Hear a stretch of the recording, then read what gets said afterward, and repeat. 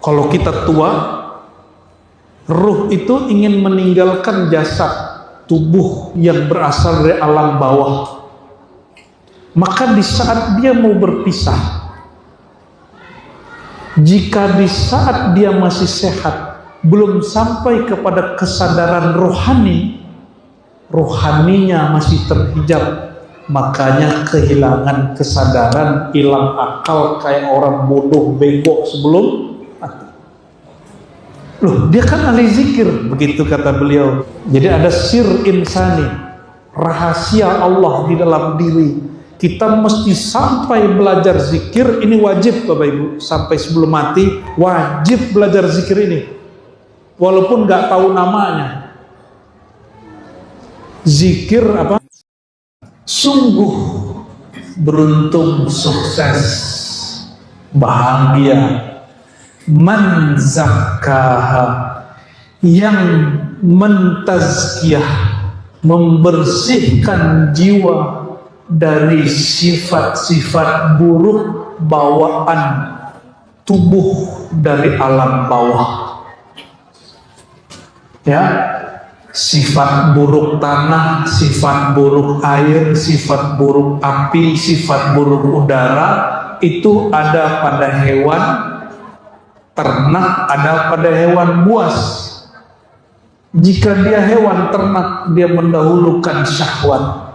Jika dia hewan buas, dia mendahulukan emosi. Jadi kalau hidupnya marah terus, itu emosi.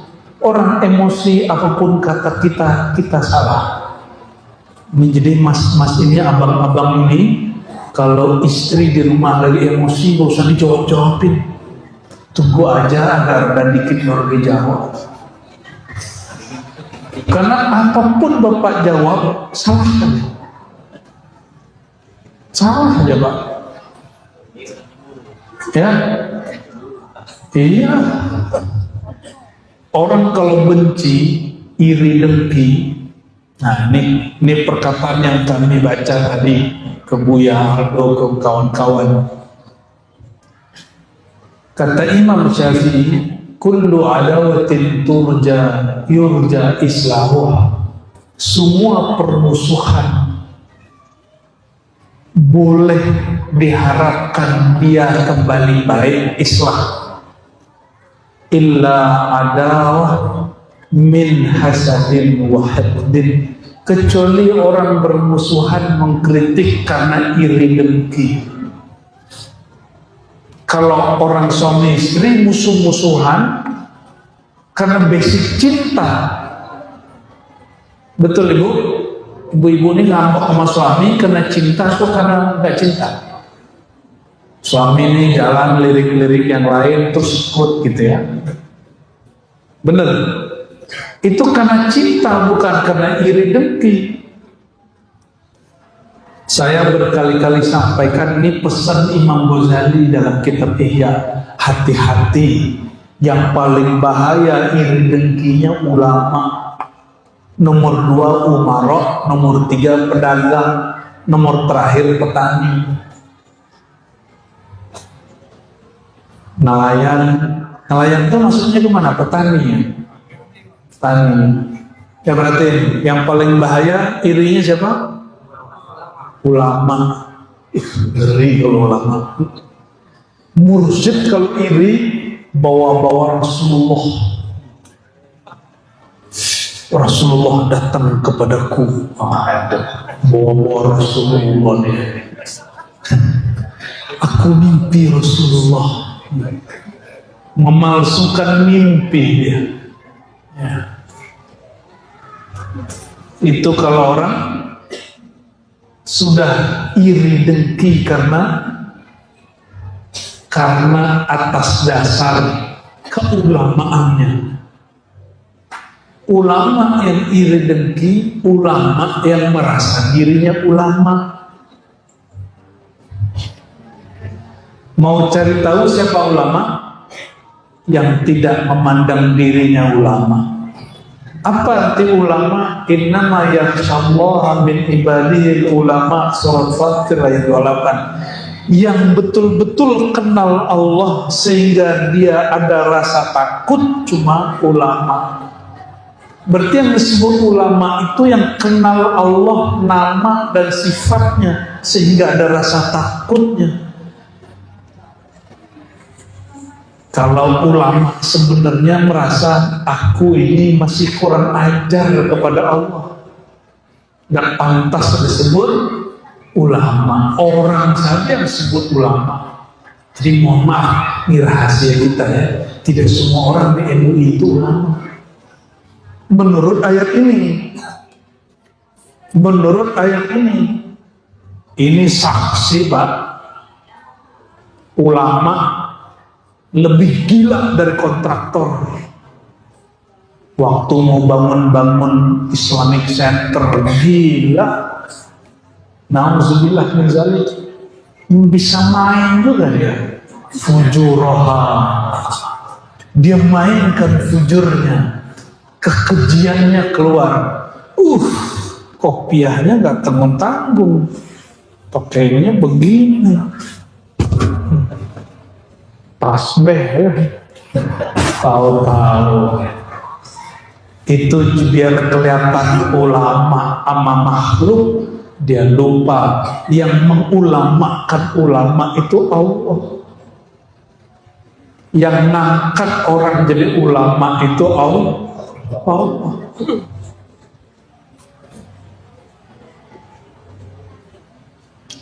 Masih ingat Barsiso? Barsiso itu diangkat jadi kiai oleh makhluk, Allah nggak angkat dia. Maka dia ibadah 500 tahun, lalu terjebak maksiat. Kata syaitan waktu dia sedang disalib, apa kata syaitan? Hei Barsiso, kamu nggak malu ahli ibadah 500 tahun punya keramat nggak tanggung-tanggung, digantung, besok kalau ketahuan sama jamaahmu gimana? Kalau ketahuan orang sekampung gimana? Malulah Barsiso. Aduh, apa kata orang? Aku ini kan ulama, aku ini kiai, aku ini mursyid, aku ini habib.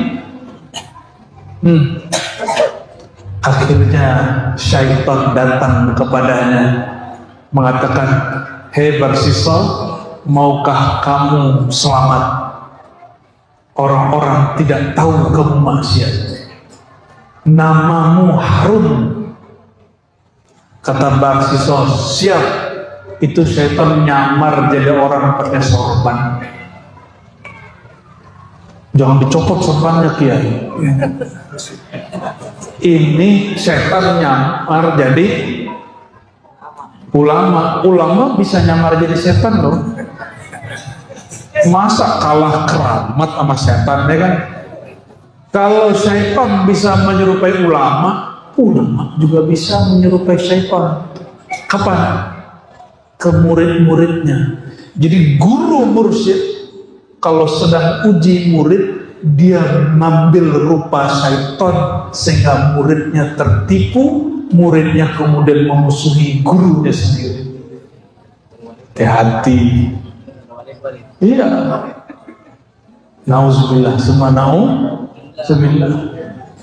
Kata Barsiso, siap wahai Tuan Syekh. Kata Tuan Syekh, syaratnya satu, engkau tundukkan kepalamu, sujud kepadaku.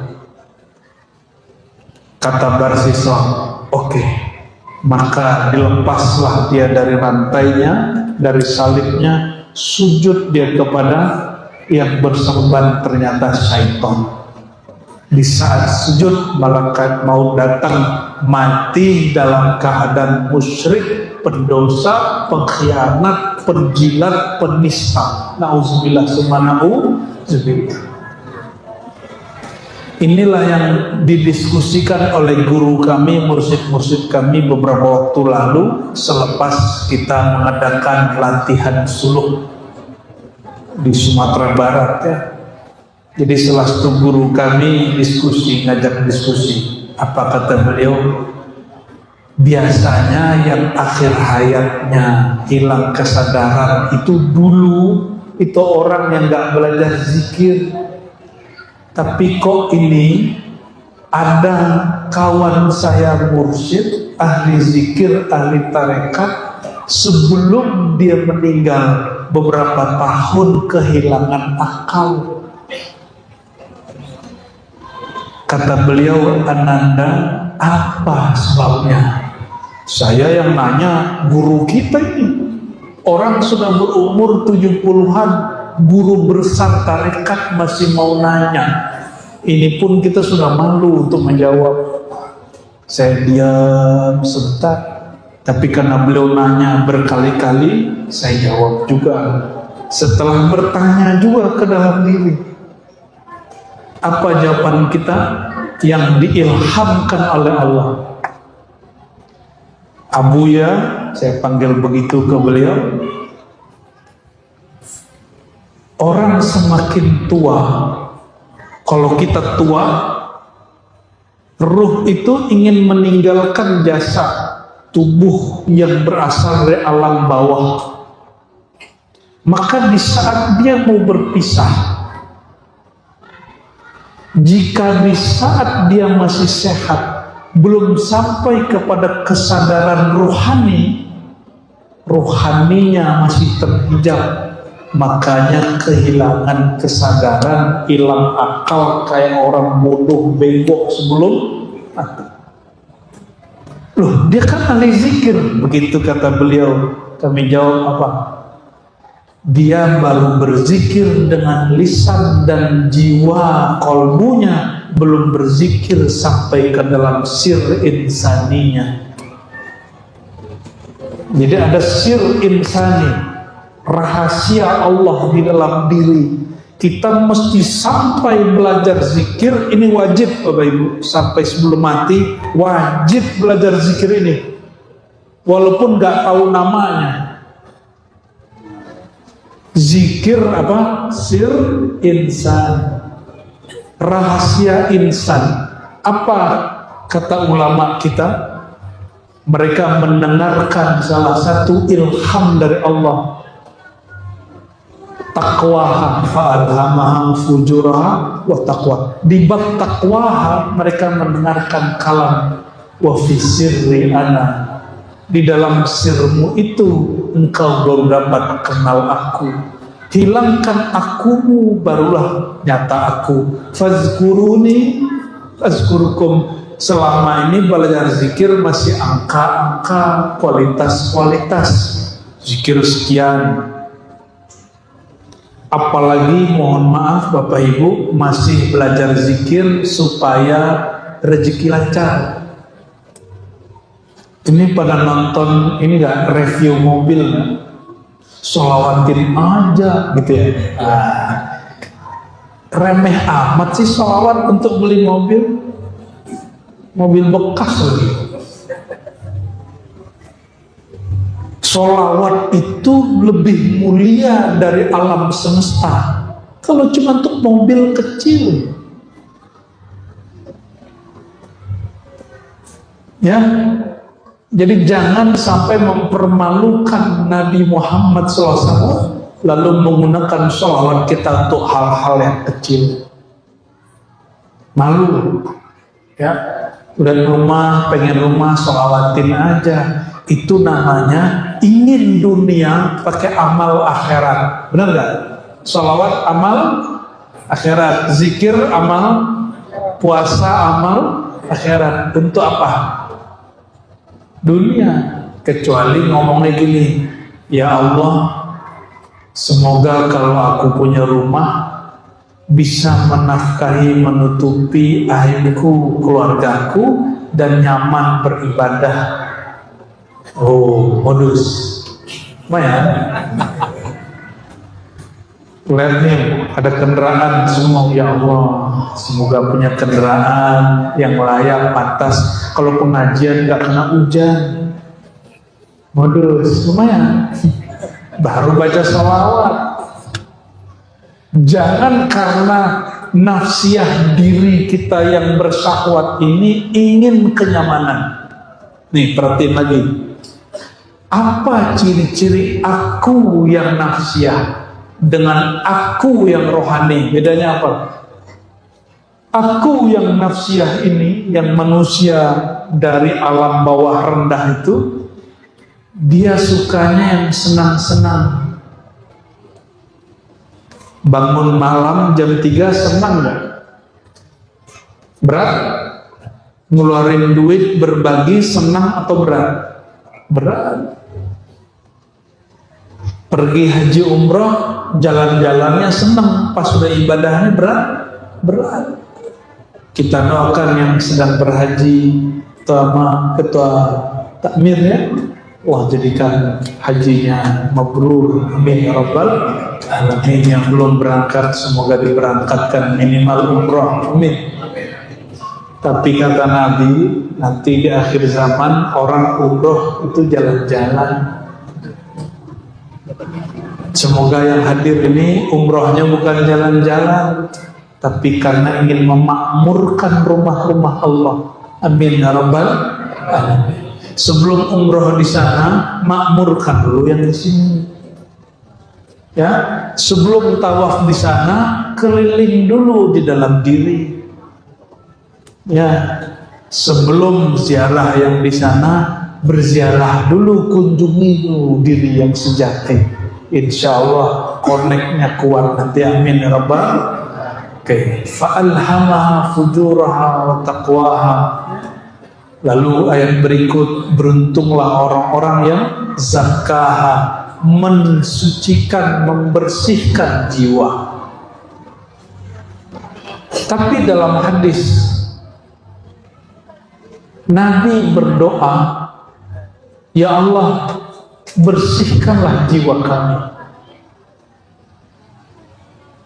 Zakiha, ya, bersihkanlah jiwa kami. Jadi yang membersihkan siapa?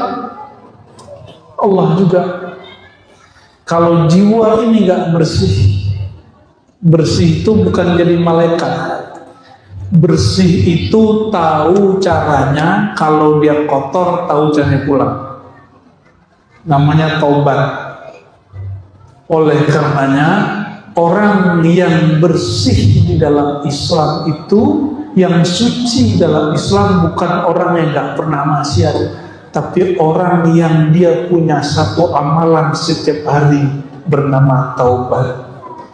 Orang yang paling banyak taubat bernama Sayyidina Muhammad SAW, dan beliau bertobat setiap hari berapa kali? 100 kali. Dan Nabi Muhammad tidak hanya istighfar taubat untuk dirinya, karena beliau tidak punya kotoran. Dalam surat Muhammad ayat 19 beliau diperintah, wastaghfir li dzambika walil mu'minin. Mohon ampunlah hai Muhammad terhadap dosamu dan dosa orang beriman. Jadi kenapa kita wajib bersolawat? Solawat itu nanti akan membawa istighfarnya Nabi buat kita. Jadi Bapak Ibu ini kalau nggak punya solawat, itu istighfarnya nggak sempurna. Karena yang betul-betul beristighfar itu hanya Nabi Muhammad SAW. Berarti Nabi ini kadang mengajarkan siapa yang ingin dibukakan jalan banyak-banyak istighfar. Tapi orang hari ini membawa hadis ini untuk kepentingan dunia. Ustadz ini cinta dunia apa cinta Allah sih? Kok urusan dunia pakai jalan akhirat? Itu kan salah jalan. Itu yang disebut sesat rohani. MUI gak usah ngurusin fatwa-fatwa aneh-aneh. Yang begini diurusin. Orang pakai amal akhirat untuk keperluan dunia. Itu harus diurus. Bikin fatwa mulu. Fatwanya menjelekkan saudara kita sendiri. Hal yang begini nih masalah ini mesti diluruskan. Bagi saya itu sesat. Orang ingin dunia pakai media akhirat, itu bahaya. Yang bicara bahwa ini bahaya itu wali Allah Al-Ghaus Abul Hasan Asy-Syadzili, Syekh Abdul Qadir Jilani, Syekh Muhammad Abdul Karim Samani. Itu mereka sepakat mengatakan, kamu punya hasrat duniawi, terus untuk mencapainya pakai amal dunia, awal ukhrawi, amal akhirat. Takun abghadal ibad ilallah, kamu menjadi hamba yang paling dibenci oleh Allah Subhanahu wa taala. Zahirmu sujud kepadanya, tapi batin menginginkan selainnya. Badannya tawaf di Ka'bah, dalam hatinya ya Allah proyek, ya Allah proyek, ya Allah proyek, ya Allah. Apalagi musim-musim sebelum kampanye kan, badannya di Ka'bah, berkeliling di seputar Ka'bah, tapi hatinya berkeliling di hasrat duniawinya. Ya apa? Kongsi. Suara rakyat. Suara. Caleg, wali kota. Begitu hari ini. Duit. Karena ada hadisnya, antara umroh dan umroh dihilangkan kefakiran. Jadi orang ini umroh bukan karena ingin memakmurkan rumah Allah, tapi supaya gak miskin. Ini perhatikan ya, bedakan tujuan dengan manfaat. Ini kalau di kampus-kampus harusnya ilmu orang kampus jangan berhenti di kampus. Mesti kita, apa istilahnya ya? Down to earth. Membumikan ilmu kampus pesantren ke masyarakat. Jadi mohon maaf para kiai, kenapa Al-Fakir berani membawakan kajian-kajian ini di masyarakat umum? Karena saya berpikir Bapak Ibu ini awal penciptaan kita sama semua, benar nggak? Bapak punya ruh, saya punya ruh. Bapak punya jiwa, saya punya jiwa. Kita sama-sama dari tanah. Mungkin Bapak tanah konflik, saya bukan. Tanah sengketa ya. Tanah abang. Karena semua orang sama, yang berbeda cuma inteleknya. Jika bahasa yang di kampus, yang di pesantren dialihkan sedikit ke bahasa awam, itu akan dapat dipahami dengan baik. Maka mau seberat apapun kajian kami, insya Allah Bapak Ibu paham. Karena saya kan nanya dulu ke dalam sini, baru diterjemahkan keluar, nggak pakai bahasa kampus kita. Nah, di kampus itu ada namanya maqasid syariah. Syariat ini tujuannya apa? Di dalam ilmu fikih, setiap kali ibadah kita mulai dengan usolli nawaitu. Itu adalah penetapan maqasid, maksud. Setiap niat pasti belakangnya ada lillahi nawaitu sauma ghadin an adai fardi syahri ramadhana lillahi usalli fardal maghribi salasa rak'atin ma'muman lillahi. Belum orang bicara fikih maqasidi, ulama mazhab Syafi'i sudah mengajarkan bahwa melafazkan niat, meluruskan maksud bagian dari sunnah, walaupun tidak sunnah yang eksplisit. Tujuan ibadah itu aqimis sholata lidzikri, untuk mengenal Allah, untuk kembali ke Allah, bukan supaya hilang kefakirannya. Sholawat supaya beli rumah, beli mobil, bukan itu. Itu sesat itu. Itu sesat yang mesti diluruskan. Orang begini wajib punya mursyid. Jika ada ustadz begitu, dia wajib belajar lagi, cari mursyid yang bimbing dia. Ada seorang imam yang tiada yang paling alim di alam waktu itu kecuali dia, namanya Fakhruddin Ar-Razi. Yang di depan Bapak Ibu namanya siapa? Tanpa Fakhruddin. Imam Fakhruddin Ar-Razi wafatnya sekitar 606 Hijriah.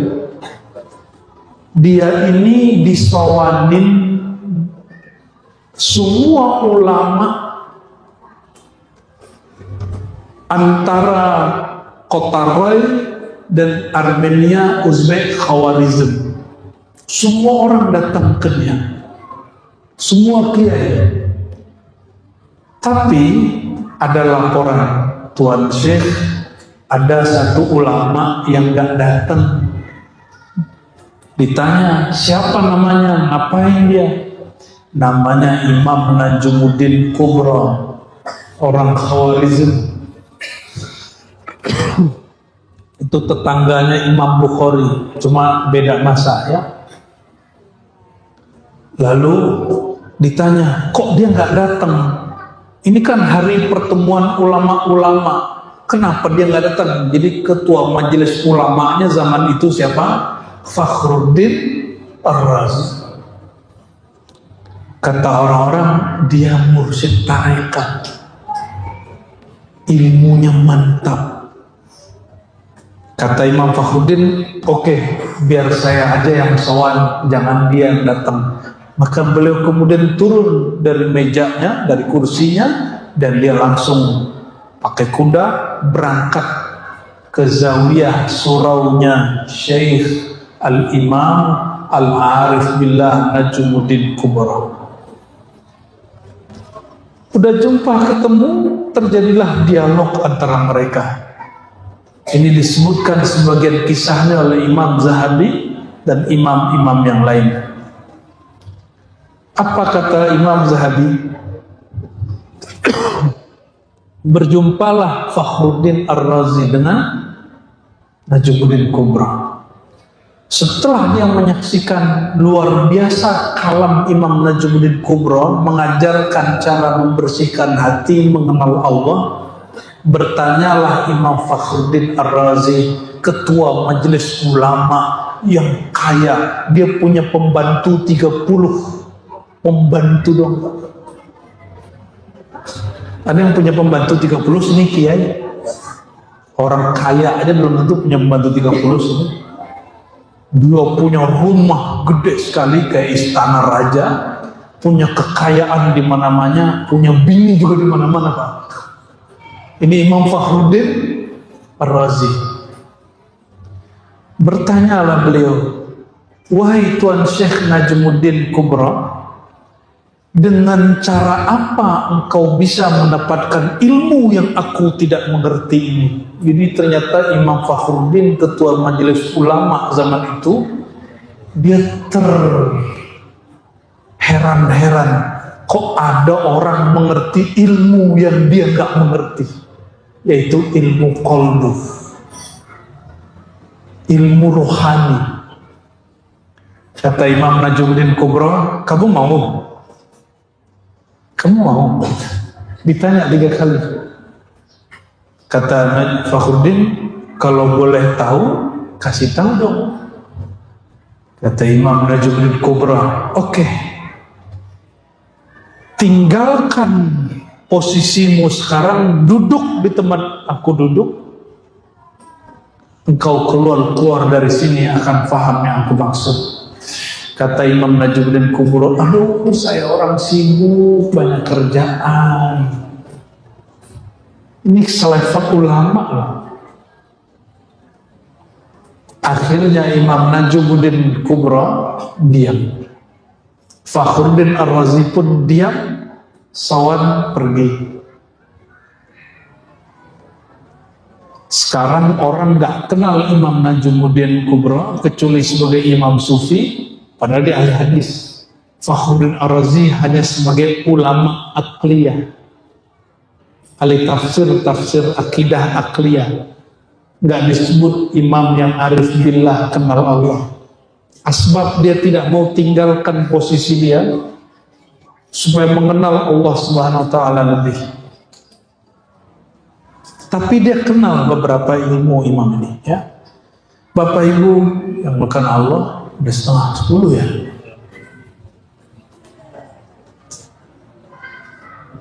Allah menyebutkan orang sukses itu bukan orang berpunya secara materi saja, tapi orang yang berhasil mengelola dirinya.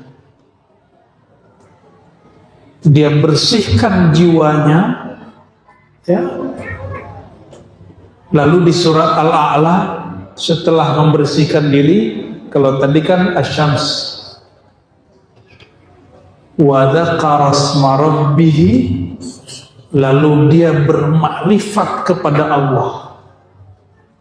Kata Imam Junaid, nih perhatiin, Imam Junaid berkalam, law alimal umara ma fi asrarina laharabuna. Seandainya para penguasa tahu rahasia kolbu kami, mereka akan merenggutnya dari kami, akan menjajah kami, akan mencoba untuk mengambilnya dari kami.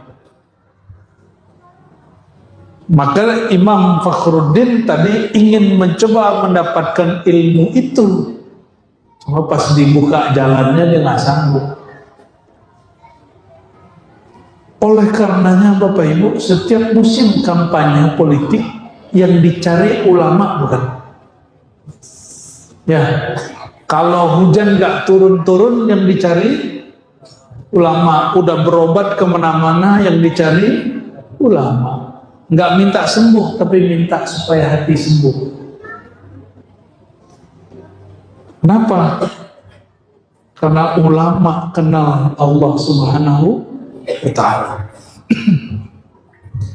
Berdasarkan itu Imam Ghazali membagi ulama itu terbagi dua. Ada ulama zahir, ulama bergelar LC, LMA, doktor. Ini mohon maaf ya, LC itu S1 Pak. Sebenarnya belum layak disebut ulama. Ulama itu mestinya minimal secara akademisi magister atau doktor. Mohon maaf yang masih LC, SAG ya. LC, SAG itu setara. Harusnya ulama dulu. Itu kalau level pendidikan paling tinggi itu ya doktor lah. Cuma kan kalau kita ngomong begitu pada tersinggung ya. Katanya tuntutlah ilmu sampai liang lahat. Ini kok berhenti di S1? Orang S1 gurunya baru dikit, kalau S2 gurunya banyak, S3 gurunya lebih banyak lagi. Jangan sampai orang-orang ahlu sunnah ini kalah sama orang Syiah nanti. Orang-orang Syiah itu mereka bagi awam, menengah, ayatullah. Ayatullah itu mujtahid, orangnya boleh, dia punya otoritas tertinggi dalam agama. Sampai hari ini mereka masih bergerak. Yang boleh berfatwa cuma yang dapat gelar ayatullah.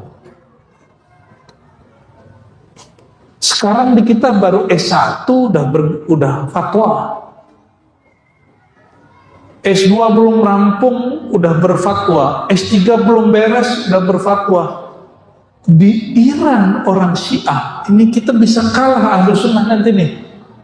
Katanya ahlu sunnah lebih benar dari Syiah, tapi manhaj kita sudah nggak benar. Meskipun nih kita nih benar, kalau manhaj kita, sistem berpikir kita nggak benar, kita akan kalah. Kita akan kalah Bapak Ibu. Bagi mereka, orang doktor kalau nggak mengikuti sistem pengajian sampai bergelar ayatullah nggak boleh fatwa. Di kita bebas. Makanya Indonesia ini negara yang bebas-bebas semua. Mau jadi kiai bebas, mau jadi koruptor bebas. Ya, betul kan? Kiai jadi politisi boleh, politisi jadi kiai boleh. Kita menyaksikan itu, politisi jadi ustadz, ustadz jadi politisi. Kita tidak mengatakan agama ini tidak mengajarkan politik. Politik harus dibimbing agama. Bukan berarti agama ini tidak boleh jauh dari politik. Jangan dibalik. Politik tidak boleh jauh dipisahkan dari agama. Allahumma sholli ala sayyidina Muhammad. Maka dikatakan berdasarkan dua surat tadi, Asy-Syams dan Al-A'la, Allah bersumpah dengan jiwa, Allah bersumpah dengan tubuh ini, dengan sifat-sifatnya yang Allah nyatakan pada diri dan tubuh. Lalu Allah mengajarkan jiwa, ini baik, ini buruk.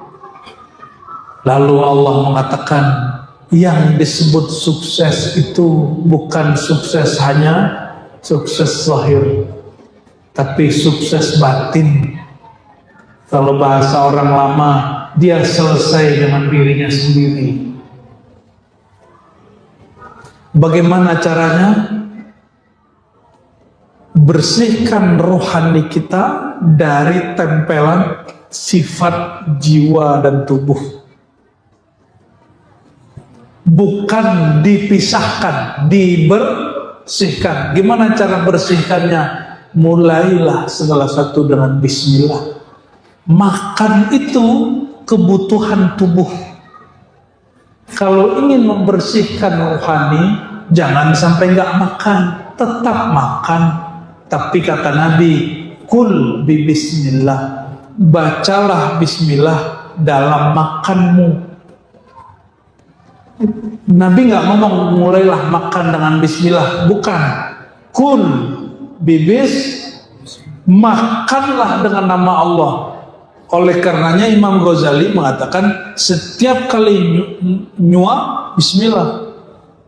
Kalau kita kan cuma di awal, siapa lah yang nerjemahin begitu? Mulailah makan dengan bismillah, bukan gitu terjemahannya. Kul bismillah, makanlah dengan nama Allah. Nama Allah pada kalbu, pada ruh. Sedangkan pada zahir, ciptaan Allah bernama makanan, nasi, daging. Kita makan itu daging ayam, kalau nggak disembelih dengan nama Allah halal nggak? Kita ini sudah menyembelih di luar tubuh, disembelih sudah nih hewan. Tapi ketika mau masuk ke sini, nama Allah yang disebut waktu menyembelih mesti dibaca lagi. Karena tadi dipisahkan dia, sekarang dimasukin lagi ke dalam diri kita. Mesti diulang lagi. Jika memisahkan ruhnya hewan dengan bismillah, dia mau dimasukin badannya ke tubuh kita yang bernyawa, yang beruh, harus dimulai lagi dengan bismillah. Kalau enggak, karakter hewannya akan bertumbuh kembang biak dalam diri kita. Bismillah tadi. Bismillah. Kalau lupa, bismillah fi awwalihi. Gimana kalau lupa? Ya Allah, bismillah di awal sampai akhir. Termasuk kalau lagi bikin anak, Pak. Baca bismillah. Baca bismillah, lupa ya. Bapak-bapak. Kalau syahwatnya syahwat binatang yang digoda oleh syaitan, sebut a'udzubillah, lalu sebut nama Allah di hati, pasti loyo, birahinya hilang. Berarti dari syaitan itu. Tapi jika disebut nama Allah, dia tambah menggebu-gebu, baru direstui oleh ruhani. Bikinlah anak banyak-banyak. Kalau enggak nanti anaknya tergantung tadinya lagi nafsu apa yang datang nih. Nafsu kambing. Anaknya karakter kambing tentu. Anaknya ya. Ini hati-hati. Kita nih nyalahin handphone, nyalahin orang, anak kita jahat, anak kita jadi buruk. Ini kita, produk kita Bapak Ibu. Lagi bikin gak ingat Allah. Maka harus diistighfarkan lah kita tuh dengan akikoh dulu. Jadi akikoh itu cara membebaskan anak dari hutang-hutang kayak tadi. Ya. Jadi kalau bagi ahli hakikat, akikoh itu hampir wajib. Hampir wajib, bukan wajib. Makanya kalau nggak bisa di masa kecil dikodok kapanpun umurnya. Gimana ciri-cirinya kalau lagi digoda syaitan? Sebut nama Allah, syahwatnya melemah. Berarti syahwatnya syahwat syaitaniyah, syahwat syaitan. Itu syaitan ikut menggoda lewat mata. Jadi yang menggoda pasangannya habis nonton bokep, nonton film biru, itu dia kesetanan itu. Itu dia mesti istighfar dulu, wudhu lagi, baru boleh sentuh bininya. Ya, jangan nyentuh pasangan habis nonton yang haram-haram. Bersihin dulu. Maka Nabi mengatakan, jika kamu keluar rumah ada sesuatu yang sensual dalam pikiranmu, pulang segera. Ya, tapi pulang jangan langsung. Ya, cuci muka dulu. Kenapa? Tadi kita kesetanan. Bayangkan Nabi mengajarkan dalam hubungan yang sangat vulgar itu tidak boleh lupa nama Allah. Lagi makan itu aktivitas hewan, nggak boleh lupa nama Allah. Lagi mau jalan naik kendaraan biar nggak sombong, jangan lupa nama Allah. Bismillah naik kendaraan apa? Bismillahi tawakkaltu. Kalau makan Bismillah. Kalau mau naik kapal Bismillahi majariha. Berarti Bismillahnya ada pasangan-pasangannya. Mau nyembelih Bismillah ya Allahu Akbar. Nah, kalau nyembelih nyembelih istri, Astagfirullahaladzim. Waduh kiai. Ya, Bismillah jannibna. Betul. Jadi itu Bismillah supaya kita di jalan makan, minum, termasuk menggauli pasangan, jiwanya nggak kotor. Itu yang disebut qad aflaha man. Sungguh beruntung orang yang senantiasa membersihkan jiwanya. Cara membersihkan jiwa ini langsung. Pertama syahadat, yang kedua taubat, yang ketiga ta'awuz, yang keempat wa zakara asma rabbih fasalla, dia menyebut nama Allah. Jadi yang disebut-sebut nama, yang diingat zat yang punya nama. Karena yang jumpa Allah itu adalah ruh. Yang pertama yaitu Sayyidina Ahmad, yang dapat mengingat Allah hanya Sayyidina Ahmad. Kita ini nggak bisa ingat Allah Pak. Coba tanya nih, beliau ini kan orang tarekat nih, ingat nggak Allah kayak gimana bentuknya? Ini pertanyaan jebakan. Sirul Asrar. Emang Allah punya bentuk? Yang enggak. Laisa kamitslihi syai'. Bukan kosong juga. Kalau kosong ajaran Buddhis.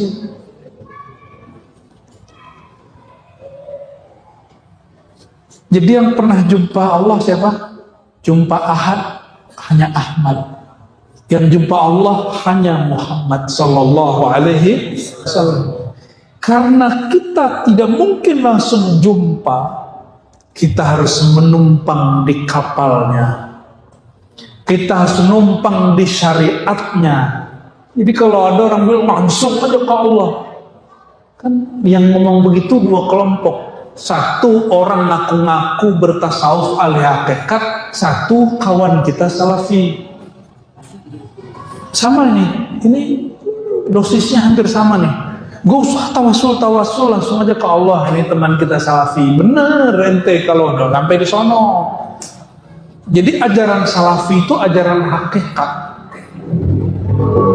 Ya, jadi kita ini kalau mau baik-baikan sama Wahabi salafi bilang, bro, ya akhi, ajaran ente ini ajaran hakikat. Di kita tuh level tinggi. Cuma kalau mau ke sono tangga-tangganya lumayan. Kan dia bilang gak boleh tawasul kan? Langsung aja ke Allah. Boleh, gak apa-apa. Kalau sudah tahu jalannya. Orang ke kiai aja sulit jumpa. Ketemu presidennya aja banyak protokolnya. Apalagi yang mempunyai alam semesta ini. Ya. Masuk ke diri aja banyak pintu-pintunya. Dimana masuk ke Allah. Gak ada orang bisa sanggup masuk ke Allah. Karena Allah tidak dapat dimasuki. Dia lebih dekat dari diri kita sendiri. Ya.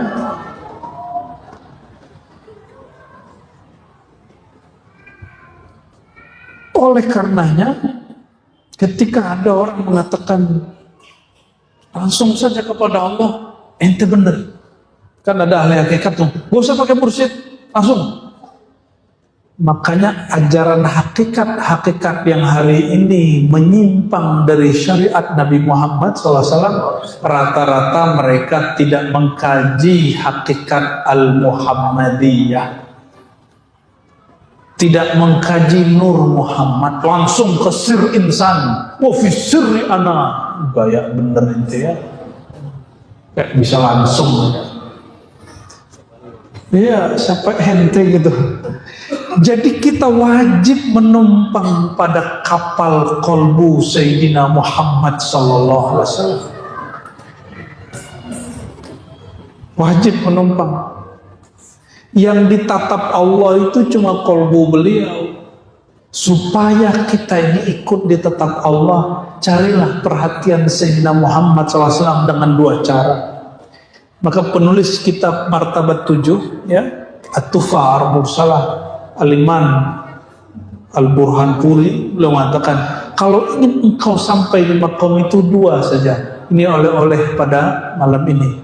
Pertama, ittiba'u sunanil Mustafa Muhammad sallallahu alaihi wasallam kamilah. Mengikuti sunnah Nabi semuanya, mulai dari bangun tidur sampai tidur kembali. Mulai dari yang zahir sampai yang batin. Jangan zahirnya aja, batin juga. Ya, celana udah nggak jingkrang, tapi hatinya masih sombong. Kan jingkrang nggak jingkrang bukan itu intinya. Intinya adalah jiwamu, pikiranmu menganggap dirimu lebih baik dari orang. Ini teman-teman kita yang sudah jingkrang jangan diejek, Pak. Itu udah bagus level 1. Tinggal dia motong kesombongan dirinya sebagaimana dia sudah potong celananya.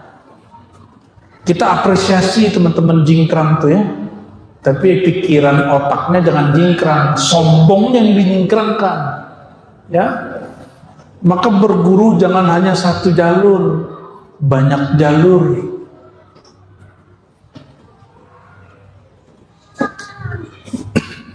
Dan yang kedua, cara usul kepada Allah itu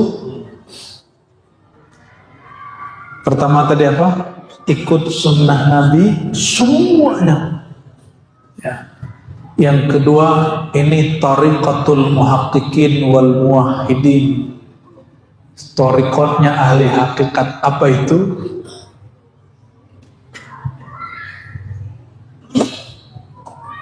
Tariqatul mahabbah, cinta. In kuntum tuhibbunallah fattabi'uni. Ini ruhnya mengikut. Kalau ikut sunnah akan terasa berat. Ini obat penghilang berat ikut ajaran Nabi Muhammad. Ruhul ittiba kalau saya sebut. Yang pertama ittiba, ngikut sunnah. Kalau yang kedua ruh ittiba, yaitu mahabbah. Dan mahabbah yang berarti cinta, maharnya cuma satu: engkau berkorban untuk mengenalnya, engkau hancurkan keakuanmu untuk mengenal keakuannya. Menghancurkan diri itu yang disebut dengan menfanakan diri. Fanakan diri, kenalilah dia. Gimana caranya? Mulai belajar tentang rahasia nama Allah, rahasia sifat Allah, ya. Di kajian-kajian nama Al-Asmaul Husna, sifat 20 mesti dihidupkan kembali. Nama-nama Rasulullah itu mesti dihidupkan kembali. Hanya itu cara usul. Barulah nanti nama kita, wajah kita disertakan di dalam daftar penumpang kapal bernama syariat Nabi Muhammad sallallahu alaihi wasallam. Semoga Allah meridhoi kita yang hadir malam ini. Mohon maaf jika terlalu menggurui. Mohon maaf nggak dapat salaman semua. Ya, semoga malam ini Allah hantarkan kalbu kita kehadirannya. Amin ya rabbal alamin. Ya rahim Nabi sallallahu alaihi wasallam wa ila sadatina al-awliya wal anbiya wal mujahidin wasyuhada. Al-Fatihah.